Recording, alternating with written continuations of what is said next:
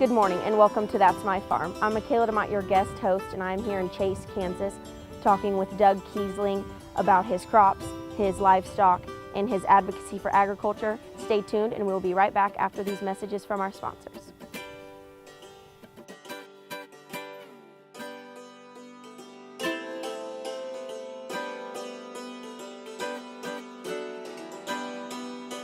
Closed captioning brought to you by Ag Promo Source. Together we grow. Learn more at agpromosource.com. That's My Farm is brought to you in part by Tallgrass Commodities. Big enough to serve, small enough to care. Good morning and welcome to That's My Farm. I'm Michaela DeMott, your guest host, and I'm here in Chase, America with Doug Keesling. First off, Doug, tell me a little bit about the operation you have here. All right, Keesling Farms here was once Keesling Seed Farms under my dad and my grandfather. I'm the fifth generation to run and live here at this facility. And we have wheat, corn, soybean, milo, and cattle operation here on the Santa Fe Trail. Okay, and then tell me a little bit, I know this farm has a unique history. Tell me a little bit about the history of the farm. Yeah, there was a doctor who actually homesteaded right here at this location and would treat settlers as they were coming by on the Santa Fe Trail. Mm-hmm. So he had a unique position because we find different plants and stuff here that you used as medicine. We also have a cemetery in our pasture from some of the mistakes of his practice, I guess you could say, or the people who did not make it out here. You think about the hard times that we go through sometimes and what we complain about, but the settlers had it a lot harder than what we've ever had it. So, sure. Talk a little bit about, I know you have crops and cattle here. Talk a little bit about that.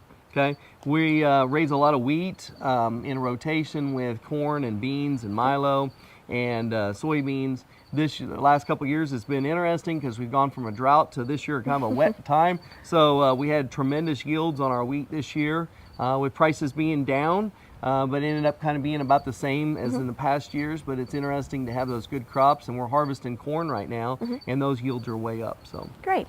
And I know you kind of have an interesting story about how you got back to the family farm. So tell me a little bit about your history of coming back to the farm. Sure. When I was in high school, I didn't want anything to do with the farm. Everything it seemed like that I did with my parents, I was bound and determined I was going to leave. Sure. And so ended up going to school for botany and then ended up switching to journalism. Went to California for a while and took a job out there. And then with my mom getting sick with cancer, came back to help, and I've never left since. But it's been an interesting road because I do a lot of ag advocacy, and the journalism degree that I have has been able to help me promote, the love of agriculture to the world. How has the transition from generation to generation been here at the farm? Actually, ours has been very smooth. I know some farm families, that's a struggle.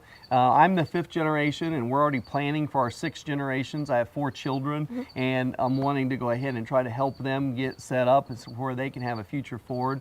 But we've been able to do this fairly well. My dad decided to retire 5 years ago, and when he did, he went to pursue some other interests, and I kind of took over full time. But prior to that, we have several businesses here, and he just kind of started turning me loose with one business at a time and was able to kind of help that transition then as I could grow and learn about those different entities. Sure. We will be right back after these messages from our sponsors.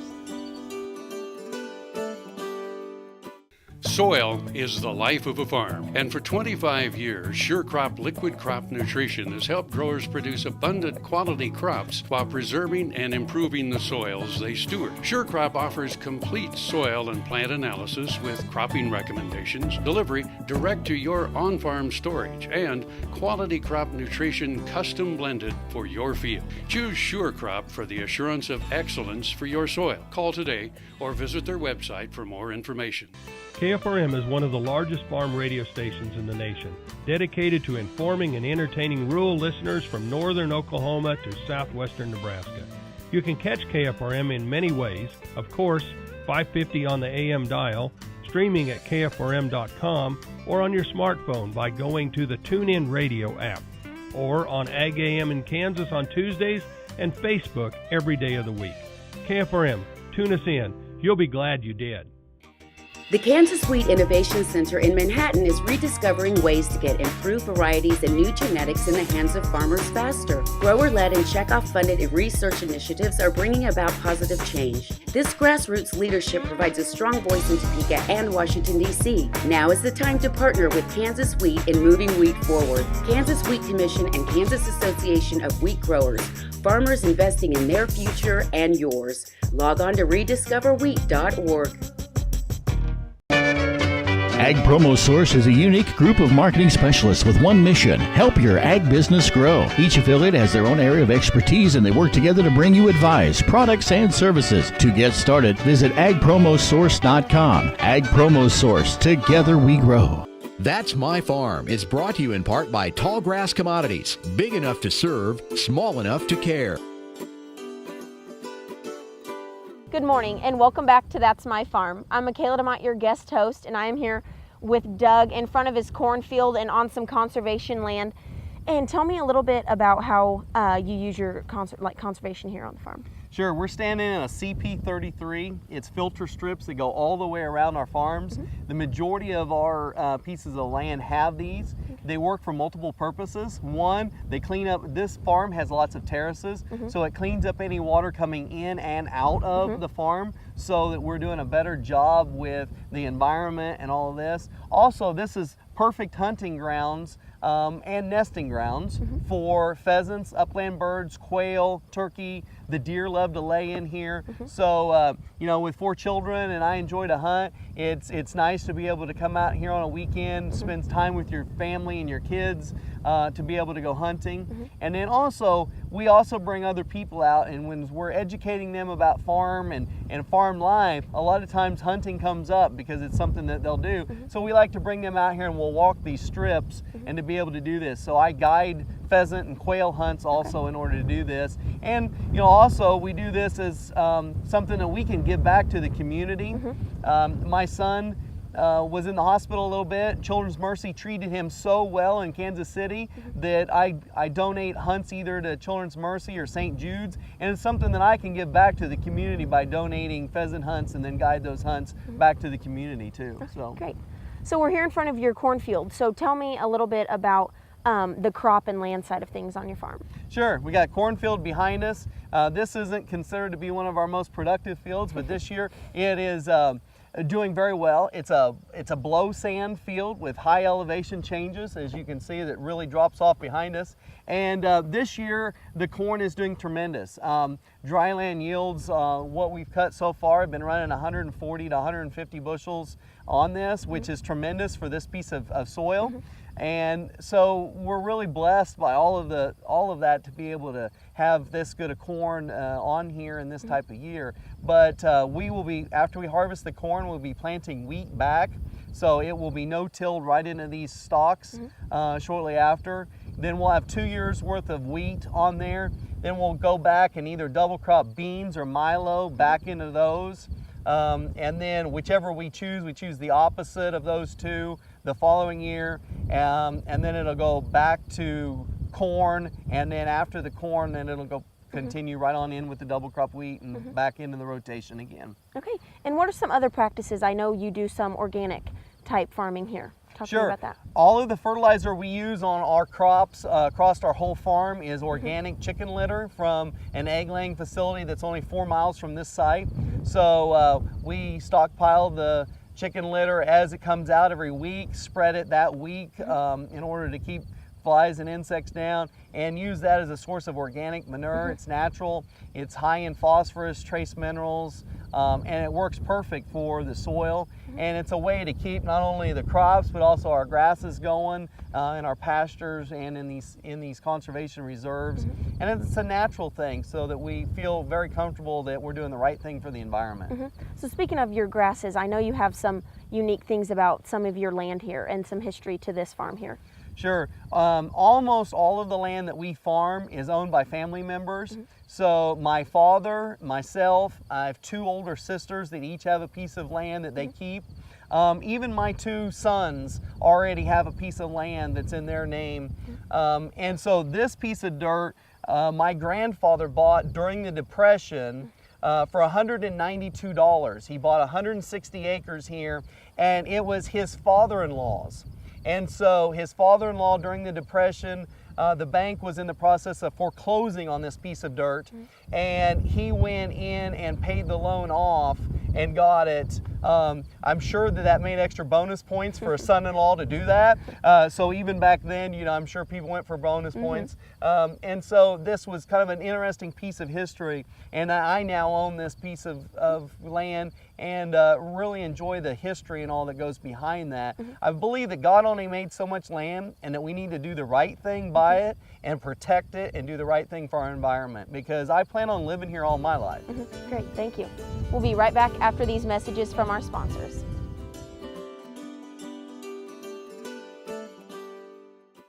Kansas Farm Bureau, the voice of agriculture, represents grassroots agriculture. The state's largest and most powerful farm organization stands up for its members through leadership development, agriculture education, legal defense, environmental advocacy, farm safety, and risk management. Members also enjoy money-saving benefits. To join our organization today or to learn more, go to www.kfb.org or find us on Facebook and Twitter. Hello friends, I'm Ernie Rodina. And I'm Dawn Dawson with the Better Horses Radio Show. For over 9 years, we've been bringing the Better Horses Radio Show to markets all across the Midwest. We talk about God, lots about horses. We talk about cows, we talk about horse health, we talk to top trainers, and we even talk about Roy Rogers. We are having a blast with Better Horses Radio Show and would love to take it to a market near you. So visit our website at betterhorsesradio.com and let us or your local radio station know you'd like to hear it in your area. The Better Horses Radio Show is unbelievable. That's My Farm is brought to you in part by Tall Grass Commodities. Big enough to serve, small enough to care. Good morning and welcome back to That's My Farm. I'm back here with Doug in front of his Red Angus herd of cattle. So Doug, why Red Angus? Well, we several years ago we bought 7 that were Red Angus polled Hereford crosses, and then we went and bought multiple bulls that have all been purebred Red Angus. So they're getting more and more red all the time, but there's still that little bit of polled Hereford in them. But it's funny because as you look back, as we all should in history, when my grandfather had his cattle herd, there was all dairy cattle. And when my dad graduated high school, they all disappeared off the farm because there wasn't the extra manpower to help. And so Dad always complained about that. I remember hearing that growing up. But history tends to repeat itself. So my dad bought polled Herefords, and when I was the last child to graduate, and when I left home, all of the polled Herefords disappeared off the farm for several years until I came back. So it's interesting, always has, history does repeat itself. Sure. So talk a little bit about what the cattle have been grazing on here, and I know you have a unique piece of land here on your farm, so talk a little bit about those things. Sure. This one is not a native pasture here, man-made, and we're getting ready to turn them out on some cover crops. In with our crop rotation, we always pick one that's near one of our pastures and plant a mixture of Sudan, any leftover Milos or anything else that's left just to clean up the warehouse. We usually mix it in with some millets, cowpeas, few other interesting things from year to year, whichever we think might be best for that piece of ground or that year, and we plant it as a cover crop mixture.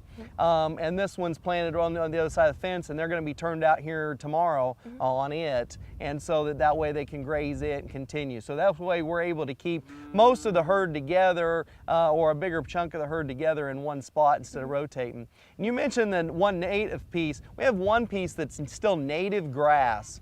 And so we try to take extra care of it because you can still see the Santa Fe Trail wagon ruts through that piece. And it's really an interesting piece of history because as we go on further in time, there's less and less of those native ones. You can still see the buffalo wallers and the wagon wheel tracks. And so it's just a neat part of our family history. Awesome, great, thank you. We'll be right back after these messages from our sponsors.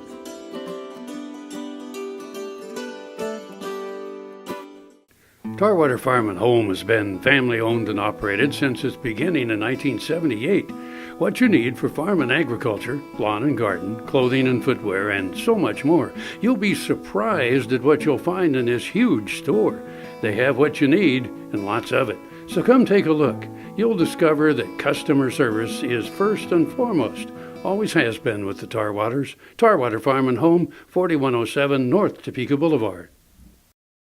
Next time you see a beautiful field of corn, reach out and thank the farmers who work tirelessly to raise corn for livestock feed, renewable fuels, and exports to feed a growing world population. The farmers on the Kansas Corn Commission work for Kansas Corn with grower-funded checkoff dollars that support foreign and domestic market development, research, promotion, and education to expand opportunities for Kansas farmers. To learn more, visit kscorn.com. That's My Farm is brought to you in part by Tallgrass Commodities, big enough to serve, small enough to care. Good morning and welcome back to That's My Farm. I'm Michaela DeMott, your guest host, here with Doug Keesling. And we're going to talk a little bit about his involvement in the Wheat Commission. So first off, talk to me about your involvement in Kansas Wheat Commission. Sure. The Kansas Wheat Commission has helped farmers for 50-some years across Kansas, whether it be research and development, whether it be education around the world, and several other facets. Let's talk about some of that. So for every bushel of wheat that we raise here on our farm, there's 2 pennies that go to the Wheat Commission through the checkoff funds, and those funds go to promote new varieties back on our farms, new wheat research for disease and insect protection. They also go back to help go in with other funds as matching funds through the federal government to fund U.S. wheat associates across the world to promote growing markets like Latin America or Africa or things like this. They also go into promotions and education in order to educate the people, whether it be an urban market, to combat celiac disease, and to go to funding in order to help find a cure for something like that. All of those are important things. So how do those private funds support that research? They're using that through the Wheat Commission as a board. We sit down and with farmer input, we try to figure out what is the most important things for that year and that those funds can be used for. So we may have part of it maybe for developing a new wheat variety in Kansas, so that we can have a new Everest or a new Canmark or any of those new varieties, and so that we as farmers we can raise more. It might be in order to have disease protection and stuff like this. Then it goes a step further by promoting wheat in other ways. That goes into developments of the International Grains Program, promoting it internationally by bringing in foreign trade buyers that way. It might be because we developed the Heartland Plant Innovation Center that's there in the building also. And the Heartland Plant Innovation Center has greenhouses, office space, and genetics labs where we're working on double haploids. This ties back because it helps a program like Alan Fritz's develop new wheats for Kansas in a shorter amount of time for the farmer. So it benefits that farmer. Perfect. And how do those things benefit you here on your farm? Oh, well, all of those by being able for Alan to be able to develop a variety of wheat in 7 years by the use of double haploids and marker technology rather than taking 10+ years, gets it to my farm faster in order so that we can increase our production here on a local level. Perfect. Great. Thank you. We'll be right back after these messages from our sponsors.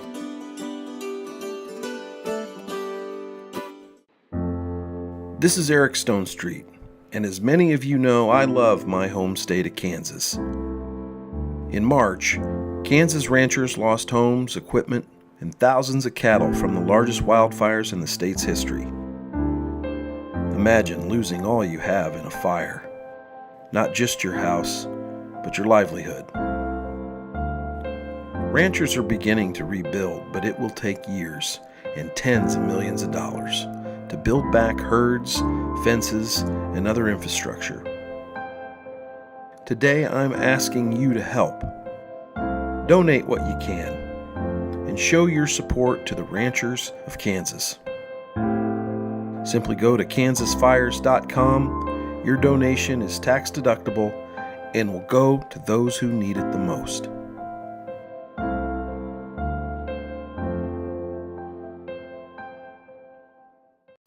Valley Vet Supply is devoted to providing information and professional quality products at reasonable prices. ValleyVet.com, ValleyVet.com. Valley Vet Clyde Sutton, Nest City, Kansas.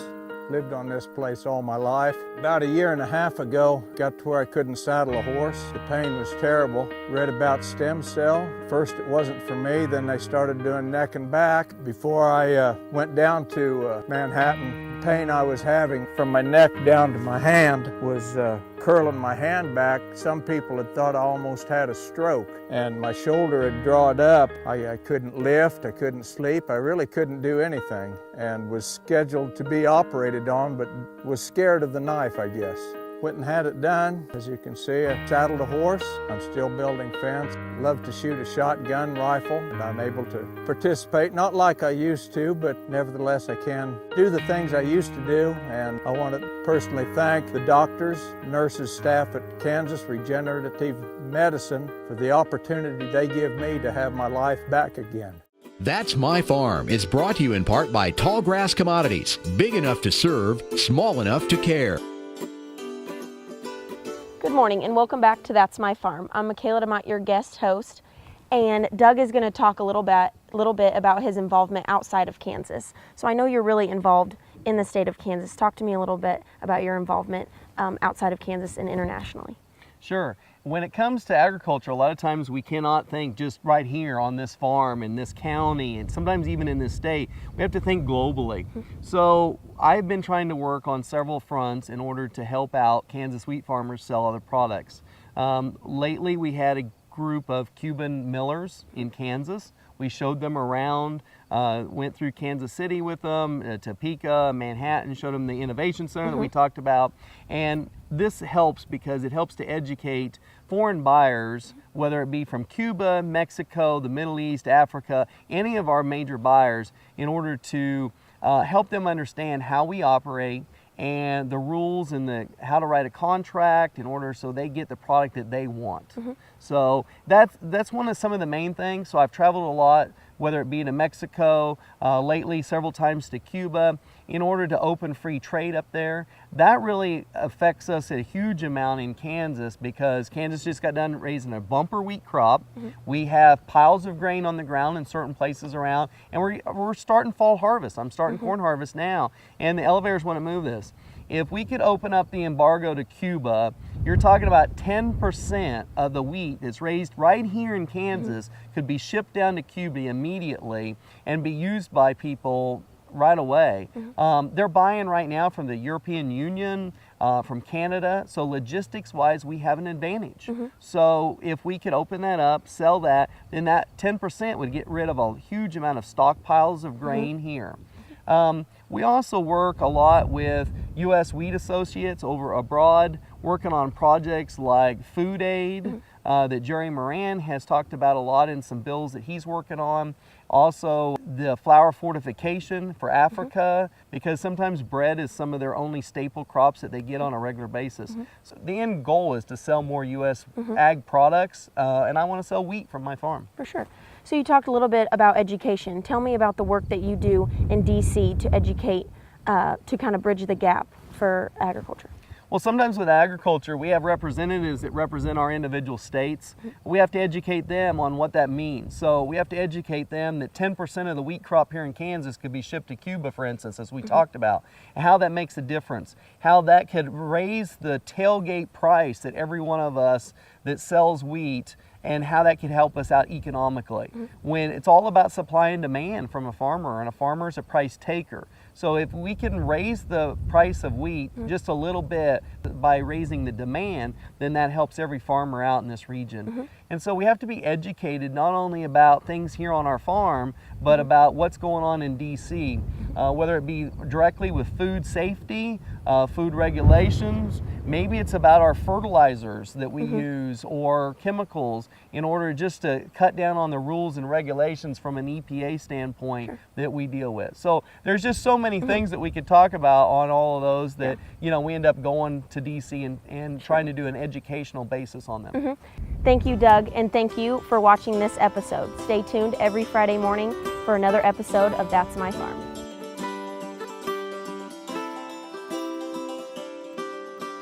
Closed captioning brought to you by Ag Promo Source. Together we grow. Learn more at agpromosource.com.